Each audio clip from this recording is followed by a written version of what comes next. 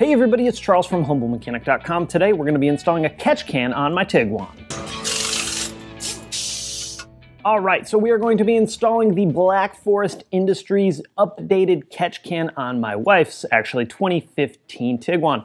This is the kit meant to go on the transverse engines in the Volkswagen. So CCTA, CBFA engine codes, Passat, CC, GTI, GLI, Tiguan of course, and EOS. One special note on the Tiguan only.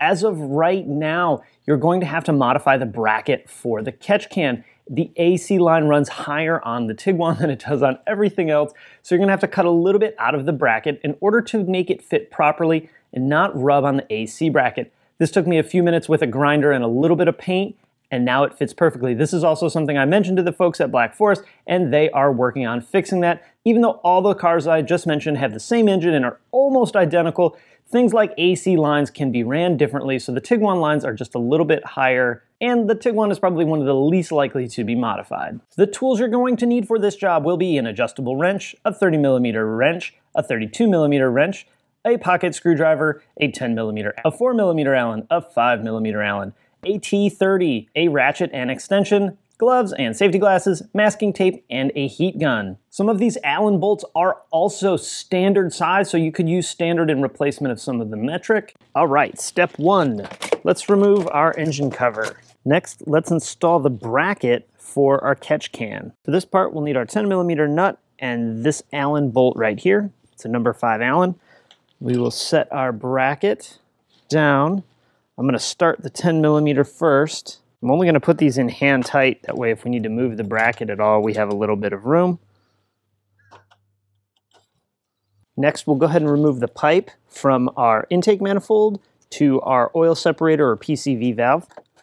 Once it's off the breather side, I like to rotate it 90 degrees. That allows me to get my hand in there easier and get it off of the intake manifold side. The trick to undoing these is you have to squeeze this knurled part on both sides, and that'll release the locks to pull it over this ledge right here. You may also need to use a pick or a pocket screwdriver. Just be careful because we don't want to damage this hose. Next, we'll take our short hose and hook it right here into the breather. If you're struggling to get this clipped in, you may need to take a little engine oil or lubricant and lube this hole, and then go ahead and snap it in. This side will go to our catch can. Next, we're going to install the longer hose, which connects back here into this intake pipe. You don't need to take this intake pipe off to do this job, but I'm gonna take it off to show you a little bit easier on how to disconnect the old pipe and put the new one on.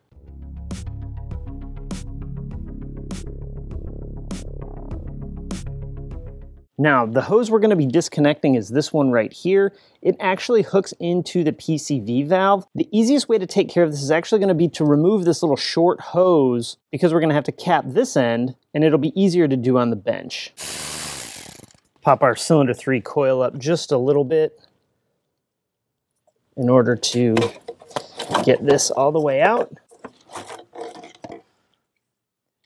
This is where we're going to be connecting the other line of our catch can right here. I like to use a pick or a pocket screwdriver, and you'll notice that there's tabs here holding it on, as well as tabs here just like the other one. So we need to get all 4 of these tabs undone.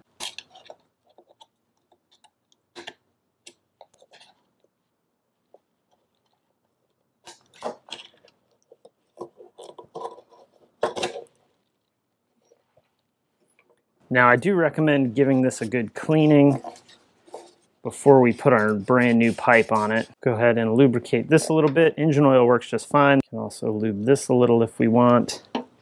That's going to snap on just like that.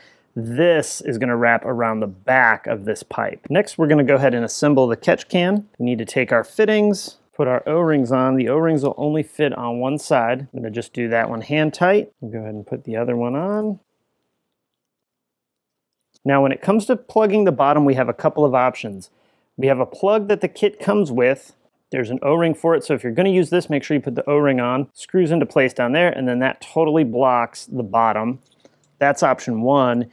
You can also add on another option, a drain valve on it. So if we were to install this, and then what you're going to want to do is you're going to want to put this 90-degree elbow on. I've heard of guys putting a hose down here and angling it down and out the bottom. So when you're ready to drain it, all you have to do is open it, and this will drain right out into a pan. This is an add-on. This is what comes in the kit. If you use something like this, you don't have to worry about taking the catch can out in order to drain it. Next, we're going to go ahead and take the lid off so that we can install the can.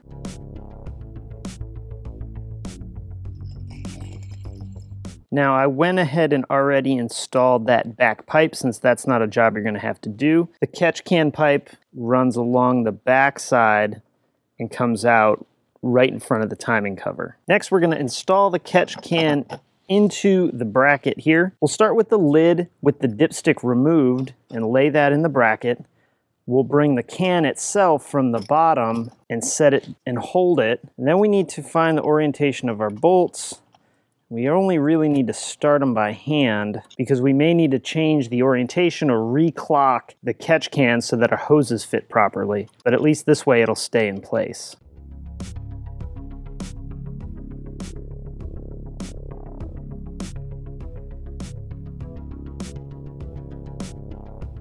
Next, we'll tighten down the bolts for the catch can bracket.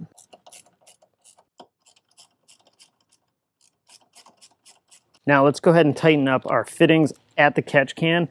To prevent scratching anything, I went ahead and put some masking tape on the end of the wrench. That'll allow me to tighten it down without worrying about scratching it. You want to support the bracket too. You don't want to just turn it with the bracket holding it.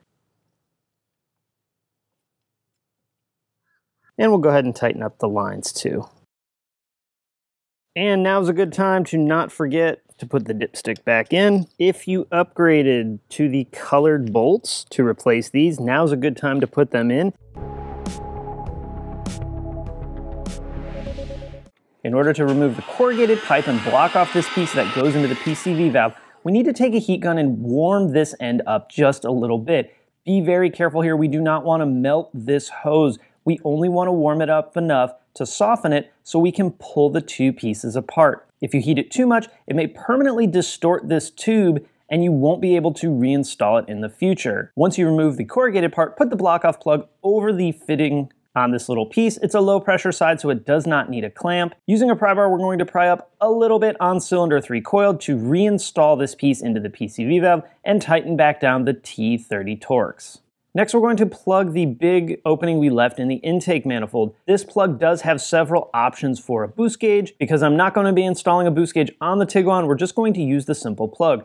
This is a standard size Allen, but the T30 fits perfectly. This plug is really easy to install. Simply lubricate the seals, push it into the intake manifold, and then rotate it clockwise until the channel locks in with the supports of the intake manifold. A few bits of information that are going to be very important during this install. You may need to reclock the catch can a few times to get the routing of the hoses right, as well as the fitment of the engine cover. As I mentioned in the beginning of the video, on the Tiguan only, you are going to have to modify the bracket just a little bit to clear the AC lines. This was done simply with a grinder. After I ground down some of the bracket, I went ahead and hit it with a little spray paint to make it look uniform. Also, inside these hoses, there are springs that are supposed to go at the ends of the hoses near the fitting. This is to prevent them from kinking. On first install, I didn't know that, so I had one of the springs out of place, causing a kink in the hose. If this happens to you, take the hose back off, use centrifugal force and spin the hose around a little bit. That should slide the spring to where it's supposed to be. So if you see a kink in the hose at the end of the fitting, follow that advice and get the spring back into place. All right, so there we have it, a pretty easy install on a catch can. This is the newer design catch can from Black Forest Industries. If you guys have questions, comments, you know what to do. Hey, if you like this video, give it a thumbs up, always appreciate that. I'll also put links down in the description so you can check out this catch can over on BFI's website. Don't forget, if you want exclusive content, discounts you can't get anywhere else, to places like Black Forest, you can get a discount on this exact component. Check out the crew membership program. There's a link down in the description. You can also support the show on Patreon, as well as use my Amazon affiliate link. Don't forget to follow me on Facebook, Twitter, Instagram, and of course Snapchat. All right guys, hey, thanks so much for watching, and I'll see you next time.